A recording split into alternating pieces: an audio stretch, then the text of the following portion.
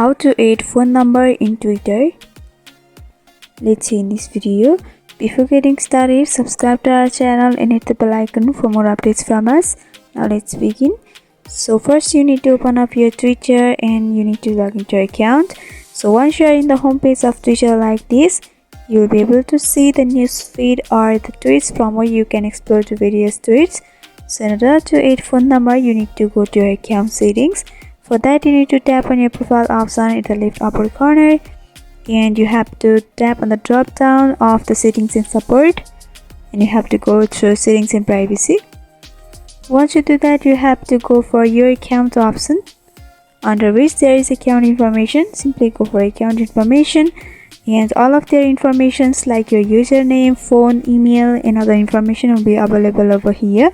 And since we're trying to add phone number, you have to simply tap on phone option at the second. And once you do that, there will be the text field for entering your phone number. You have to simply enter the phone number that you want to save, and you can go for save option.